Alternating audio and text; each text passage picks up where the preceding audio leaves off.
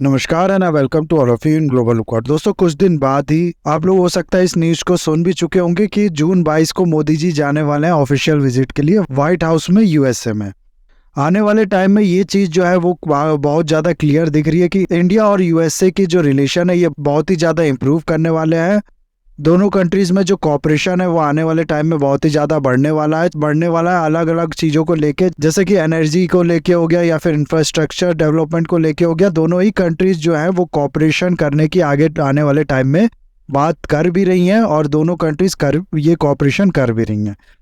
अभी इसी साल फरवरी में डोभाल साहब जो है ये गए थे यूएसए में, जिसके बाद इंडिया और यूएसए ने मिलिट्री इक्विपमेंट को लेके, सेमीकंडक्टर या फिर आर्टिफिशियल इंटेलिजेंस जो है इसको लेके कोऑपरेट करने की बात की थी। और सेमीकंडक्टर के लिए नेक्स्ट मंथ यानी मार्च में ही दोनों कंट्रीज के बीच में एक एमओयू भी साइन किया गया था। उसके बाद हाल में ही ये न्यूज़ आई थी, आप लोग को पता होगा कि डोभाल साहब गए हैं सऊदी अरेबिया में और अपने जो काउंटर पार्ट्स हैं इनके, यानी कि यूएई के एनएसए, सऊदी अरेबिया के एनएसए और यूएसए के एनएसए, ये सब आपस में मिलके बात कर रहे हैं एक रेल नेटवर्क बिछाने की, मेगा रेल प्रोजेक्ट जो है उसको बनाने की, जो कि इंडिया को कनेक्ट करे सीधे वेस्ट एशिया से, सऊदी अरेबिया से।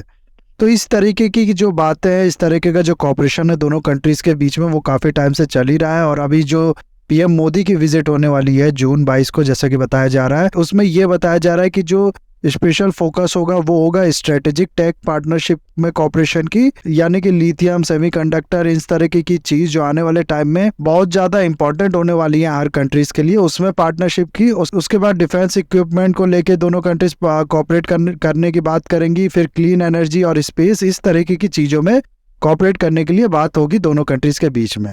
लेकिन अब ये जो मीटिंग है जून 22 को जो मोदी जी जाएंगे, उसको लेके एक स्टेटमेंट आया है यूएसए की तरफ से, जो कि बहुत ही ज़्यादा शॉकिंग स्टेटमेंट है।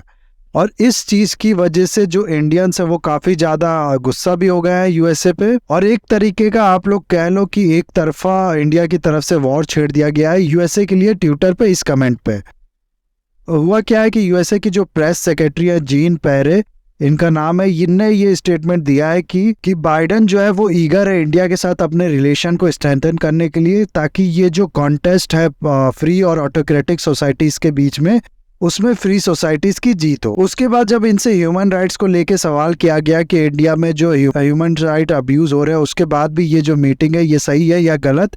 दरअसल इस तरीके की चीजें ना यूएस की मीडिया और यूएस में बहुत हद तक कुछ लेजिस्लेचर भी ऐसे हैं जो कि इस चीज को बार बार कहते हैं, और यूएसए की जो जनता है, जो सिटीजन है, उनके मन में भी इस चीज की इमेज बन चुकी है कि इंडिया में बहुत ज्यादा ह्यूमन राइट अब्यूज होता है।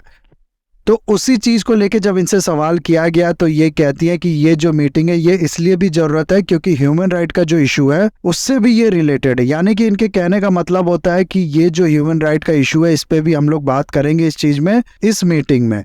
अब इसके बाद हुआ क्या है कि ट्विटर पे आप लोग देख सकते हो, यहाँ पर ये पेज है पूरा, कि लगातार इंडिया की तरफ से क्रिटिसाइज किया जा रहा है। इंडिया के जो ट्विटर यूजर है वो क्रिटिसाइज कर रहे हैं यूएसए को इस स्टेटमेंट पे। ये स्टेटमेंट जाहिर सी बात है इंडियंस को पसंद नहीं आई है और नहीं आनी भी चाहिए। यूएसए को जो उसके यहाँ शूटिंग का केस है, अक्सर आप लोग सुनते होंगे कि यूएसए में कोई आदमी अचानक से कहीं आ जाता है और अंधाधुन अपनी जो उसके पास पिस्टल होती है या जिस तरह की भी गन होती है उससे फायरिंग करने लगता है, जिससे बहुत ज्यादा लोगों की डेथ भी होती है। इस तरीके की जो केसेस हैं वो लगातार यूएसए में बढ़ते जा रहे हैं हर साल। बहुत से लोगों ने उसको लेके क्रिटिसाइज किया। यहाँ पर आप लोग देख सकते हो, इसको लेके न्यूज़ भी है एक, ये आप लोग ने हो सकता है सुना भी होगा। हाल ही में डैलास टेक्सास में इस तरीके की चीज हुई थी जिसमें एक इंडियन गर्ल की भी, जो कि इंजीनियर थी, उसकी डेथ हो गई थी। ऐश्वर्या ठाटीकोंडा इसका नाम था और ये एक इंडिया के डिस्ट्रिक्ट जज की बेटी थी। बहुत रिसेंट की ये इसी महीने की बात है जब ये हुआ था। और इस तरीके की जो चीजें है ना, इस शूटिंग में तो पूरे 9 लोगों की डेथ हुई थी। और इस तरीके की जो चीजें है ना वो आप लोग देखो तो हर साल बढ़ती ही जा रही है। 2023 में आप लोग देखो अभी कितना टाइम हुआ है, लगभग 5वां महीना ये चल रहा है ना। इसी बीच में 200 से ज्यादा इस तरीके के इंसिडेंट हो चुके हैं जब कोई पर्सन अचानक से खड़ा हो जाता है और अपने पिस्टल निकाल के, अपने बंदूक निकाल के अंधाधुंध फायरिंग करने लगता है, जिसमें काफी ज्यादा लोग मारे जाते हैं। और ये 202 जो केसेस है ना, ये मास शूटिंग है। मास शूटिंग होता है जिसमें यूएसए की डेफिनेशन के हिसाब से 4 लोगों की एटलीस्ट जान गई हो, ये यूएसए की डेफिनेशन है। अब आप लोग सोचो कि कोई सन की जो बहुत ज़्यादा इस चीज़ में कैपेबल नहीं होता है, बहुत ही एक नूब टाइप का होता है, वो इस तरीके के ऐड करता है, लेकिन उसमें सिर्फ 3 ही लोगों को मार पाता है। तो वो मास शूटिंग कहलाएगा नहीं यूएसए में, और वो चीज़ इसमें आएगा नहीं। लेकिन उसको अगर हटा भी दो तो उसके बाद भी 200 से ज़्यादा ऐसे केसेस हो चुके हैं जिसमें ऐसे ही शूटिंग किया गया है। और जैसा कि इस ग्राफ में आप लोग देख सकते हैं और इस तरीके की बातें की भी जा रही है कि 2023 जो है वो इस चीज़ के लिए सबसे ज़्यादा वर्स्ट ईयर है। उसके अलावा रिसेंटली एक स्टडी पब्लिश हुई थी यूएसए में जिसमें बात की गई थी पुलिस द्वारा जो किलिंग्स होती है, पुलिस द्वारा जो शूटिंग्स होती हैं उसको लेके। ये चीज भी बहुत बड़ा मैनेज बना हुआ है यूएसए में, जिसपे वॉशिंगटन पोस्ट जो है इसने खुद का इन्वेस्टिगेशन कह लो आप लोग या फिर स्टडी कह लो, जो भी जांच पड़ताल है इन लोग ने खुद ही की। और इनका कहना है कि पिछले 12 महीने में, अभी मई की ये रिपोर्ट है, तो मई से पिछले 12 महीने में लगभग 1087 लोग जो है वो इस तरीके की चीजों में पुलिस की शूटिंग के चलते मारे गए हैं। और यूएसए में जो स्टेट गवर्नमेंट है यानी कि जो प्रोविंस होती है उसकी जो गवर्नमेंट है, उनको ये चीज़ मैंडेट भी नहीं है कि इस चीज़ को रिपोर्ट करे कि कितनी पुलिस शूटिंग हुई है, कितने लोग मारे गए हैं। इसीलिए ये जो पूरी स्टडी है ये वॉशिंगटन पोस्ट को खुद से करनी पड़ी है। इसके अलावा इनका कहना है कि ये जो शूटिंग्स है, फैटल पुलिस शूटिंग इसको कहते हैं, जिसमें मर जाता है जो विक्टिम होता है वो, उसमें अक्सर झूठा भी इल्ज़ाम लगा दिया जाता है कि जो विक्टिम है उसके पास गन था, इसीलिए इसको अगेंस्ट में ये एक्शन लेना पड़ा। और 2022 इनका कहना है इस स्टडी का कि सबसे वर्स्ट ईयर था इस चीज़ को लेकर। 1096 डेथ हुई थी 2022 में, और 2023 में अब तक 372 डेथ ऐसी हो चुकी हैं, जिसके बारे में पूरा ये जो कटिंग्स है न्यूज़पेपर की वो भी इन लोगों ने पोस्ट की है। यहाँ पर नीचे आप लोग जाओगे इस आर्टिकल में तो आप लोग को देखने को भी मिल जाएगा, जिसमें सब में आप लोग देखोगे ये जरूर लिखा गया है कि जो विक्टिम्स है इस चीज़ का उसके पास गन थी। इसके अलावा 2015 से 2022 तक इनने पूरी स्टडी जो की है उसमें ये बताया गया है कि जो सबसे ज़्यादा किलिंग्स हुई है वो तो वाइट पीपल की हुई है, मतलब 3000 से ज़्यादा वाइट लोग जो थे वो मारे गए हैं इसमें फैटल पुलिस शूटिंग में।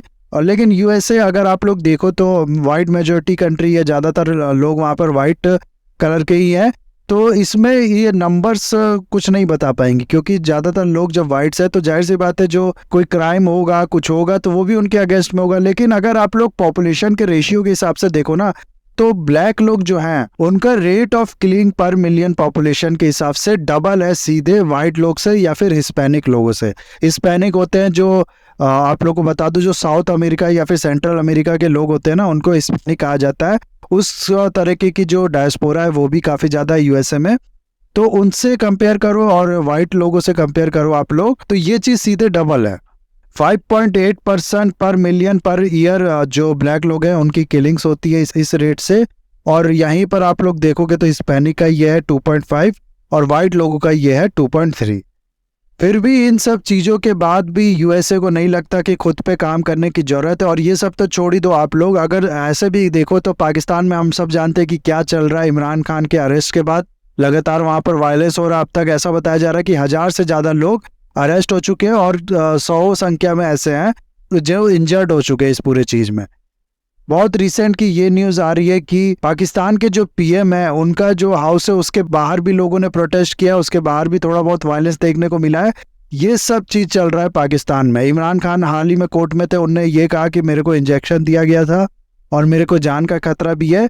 ये सब चीज़ चल रहा है पाकिस्तान में, लेकिन उसके बाद भी यूएसए को पाकिस्तान में ह्यूमन राइट्स अब्यूज़ जो हो रहा है वो नहीं दिखता है। खुद उसके कंट्री में जो ह्यूमन राइट्स अब्यूज़ होते हैं वो नहीं दिखता है।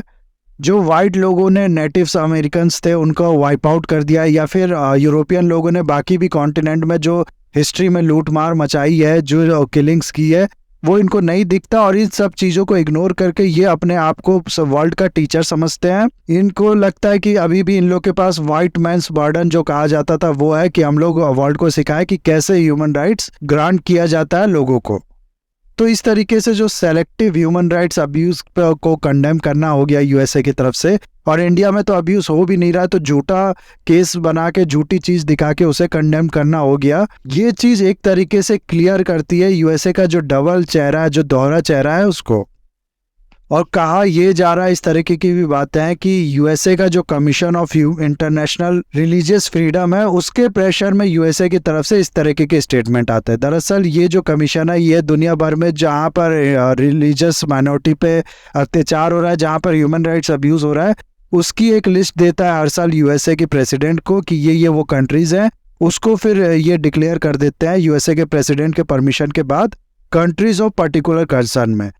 अभी हाल में जो इन लोग ने लिस्ट दी थी उसमें यूएसए के जो प्रेसिडेंट है उनने नाइजीरिया और इंडिया को हटा दिया था, जिसके बाद से काफ़ी ज़्यादा इस कमीशन ने क्रिटिसाइज भी किया था यूएसए के प्रेसिडेंट ऑफिस को। तो इस चीज़ का भी जो प्रेशर है वो बताया जाता है यूएसए पे है। कुछ पॉपुलेशन यूएसए की जो है वो बहुत ज़्यादा सीरियस रहती है ह्यूमन राइट्स को लेके, वो थोड़ा भी ये देखती है कि कहीं से इस तरीके की न्यूज़ आ रही है तो उस पर काफ़ी ज़्यादा अलार्म्ड हो जाती है, नहीं फ़र्क पड़ता उसको कि ये न्यूज़ जो है ये सही है या गलत है।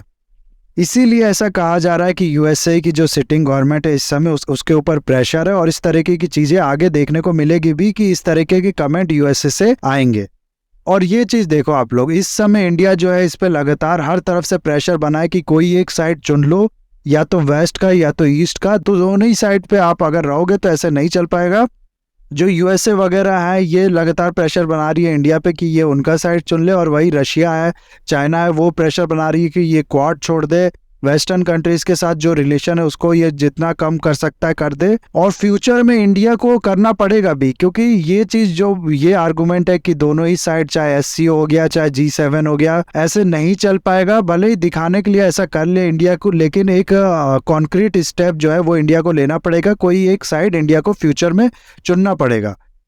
और इस तरह की भी बातें चलती है न्यूज़ में कि जो इंडिया है वो एससीओ में अपना टाइम वेस्ट कर रहा है। एससीओ को आप लोग देख सकते हो ऐसा रिप्रेजेंटेटिव ऑफ ईस्टर्न कंट्री, यानी कि रशिया चाइना का जो ब्लॉक है उनका रिप्रेजेंटेटिव आप लोग देख सकते हो।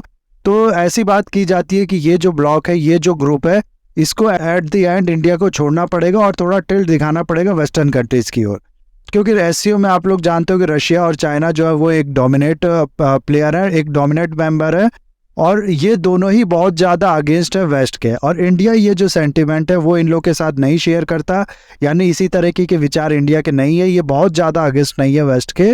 तो एक तरीके से India odd man's out type का है इस ग्रुप में। उसके अलावा इसी ग्रुप में चाइना की मदद से पाकिस्तान जो है वो फालतू के जो स्टेटमेंट होते हैं, फालतू के जो पॉइंट्स होते हैं वो भी उठा पाता है, जिसका इस ग्रुप से कोई लेना देना नहीं है। कश्मीर की बात अक्सर पाकिस्तान यहाँ पर करता है, G20 की भी बात पाकिस्तान ने इस ग्रुप में कर दी थी इस बार। तो इस तरीके की चीज़ जो है वो चाइना की मदद से एक तरीके का प्रोपेगेंडा जो है वो उठा पाता है पाकिस्तान इस ग्रुप के अंदर। उसके अलावा रही बात सेंट्रल एशिया की, इन कंट्रीज की जिसके साथ इंडिया जो रिलेशन है वो लगातार इंप्रूव करना चाहता है, तो ये जो एससीओ है इसमें ये एक लौता ग्रुप नहीं है जिसके थ्रू ये किया जा सकता है। ऐसे भी इंडिया इन लोगों से अच्छे रिलेशन मेंटेन कर सकता है एससीओ ग्रुप के बाहर होने के बावजूद भी। इसीलिए इस तरीके की बातें जो हैं वो हो रही हैं कि आने वाले टाइम में वेस्ट के साथ, खासकर से यूएसए के साथ, एक बहुत ही ज़्यादा मजबूत रिलेशन इंडिया के हम लोग देखेंगे। लेकिन ज़रूरत है यहाँ पर ये यूएसए को समझने की कि ये जो रिलेशन है इंडिया के साथ, ये दोनों के लिए फ़ायदेमंद है। इंडिया जो है वो पाकिस्तान नहीं है कि एक जगह अगर आप लोग कोऑपरेट कर रहे हो तो हर जगह आप लोग इंडिया को डिक्टेट कर दोगे कि यहाँ तुम ये करो, यहाँ तुम ऐसे रिएक्ट करो, और इंडिया को ये करना भी पड़ेगा। इसीलिए यूएसए को जो दोनों कंट्रीज़ के मूड है, दोनों कंट्रीज़ के बीच में जो रिलेशन है उसका नेचर समझने की ज़रूरत है। इस तरीके के प्रेशर बनाना इंडिया पे कि आपके यहाँ ह्यूमन राइट्स अब्यूज़ हो रहे हैं, इंडिया भी कल को इस चीज़ को कह देगा बिना किसी चीज़ से डरे कि आपके यहाँ भी ह्यूमन राइट्स अब्यूज़ हो रहे हैं।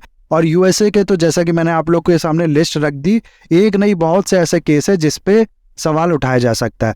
जॉर्ज फ्लॉयड का जो केस था कुछ साल पहले हुआ था, आपको याद होगा कि ये एक शख्स था जिसपे छोटा मोटा केस था, उसको फिर पुलिस ने अरेस्ट करने गई तो उसको थोड़ा टॉर्चर किया गया जिसमें उसकी जान भी चली गई, और पूरा यूएसए जो है वो इस समय सड़कों पे आ गया था। ब्लैक लाइव्स मैटर इस तरीके के हैशटैग ट्विटर पे बहुत ज़्यादा फेमस हो गए थे, और उस तरीके के ह्यूमन राइट्स अब्यूज जो है खासकर से जो ब्लैक पीपल हैं यूएसए में, उनके अगेंस्ट में काफ़ी ज़्यादा हो रहे हैं। ये चीज़ भी फिर इंडिया कल को उठाने लगेगा।